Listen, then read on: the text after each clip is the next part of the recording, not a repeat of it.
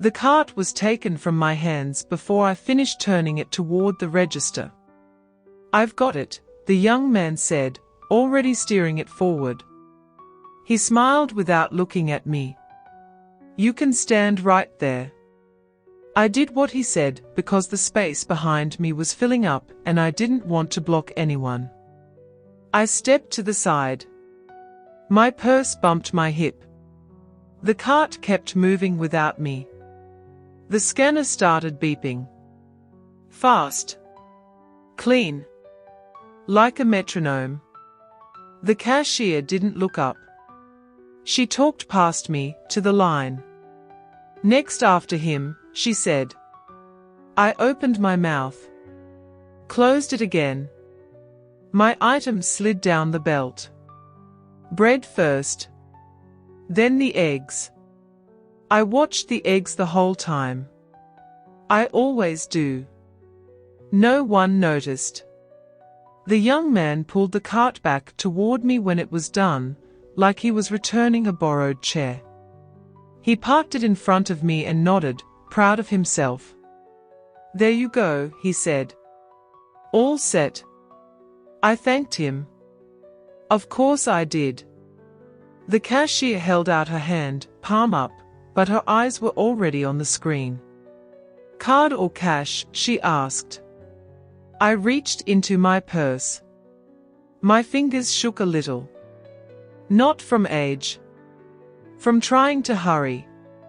From feeling watched. From knowing the line was listening. I handed her my card. She took it, swiped it herself, and slid the receipt toward me without asking if I wanted a bag for the milk or if I needed help lifting it. The bags were already tied. Double knotted. "Done?" "You're good," she said. That was it. I stood there with my cart again, full and heavy, like it had always been mine. Like nothing had happened. But something had. I moved out of the way. People flowed into the space I'd just been in. The beeping started again behind me. I pushed the cart toward the door. The automatic doors opened too fast. Cold air hit my face. I stopped for a second because the timing felt off. Like the store was hurrying me out. Outside, I realized my receipt wasn't in my hand. I checked my purse. Then the cart. Then my coat pocket. I knew I had it. I always put it in the same place. I went back inside. The cashier was laughing with someone else now. I waited. She didn't see me. Or she did, but I wasn't the next thing. When she finally looked up, her smile paused. Not gone. Just paused. "I think you forgot my receipt," I said. She tapped the screen. Squinted. It printed. "I know," I said. "I just don't have it." She sighed, not loud. Just enough. She leaned over, grabbed the reprint, and handed it to me between two fingers. "Here," she said. "Anything else?" The question was already closed. I shook my head. She turned back to the screen before I moved. I walked out again. The doors opened slower this time. Or maybe I was slower.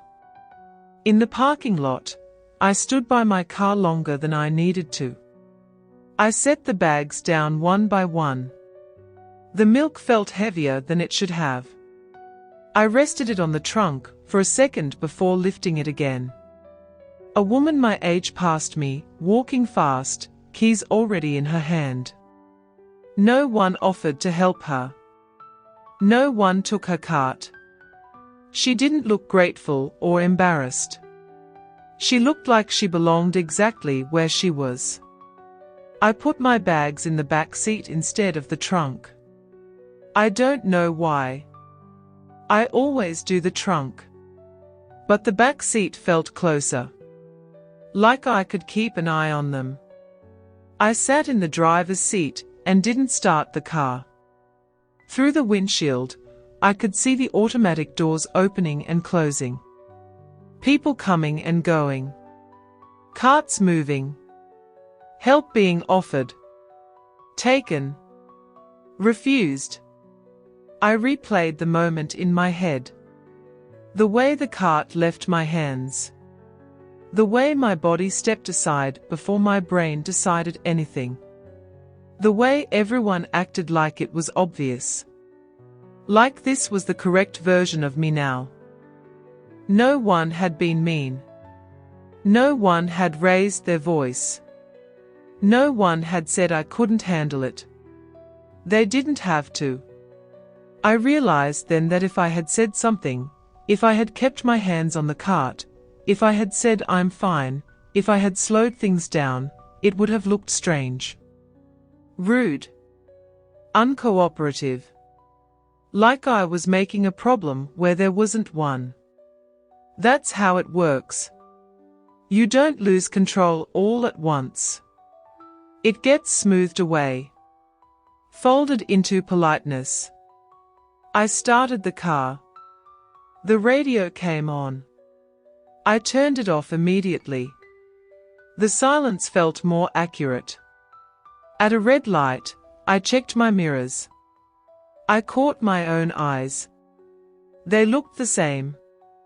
Tired, sure. Older. But alert. Still me. And that's the part that stayed with me.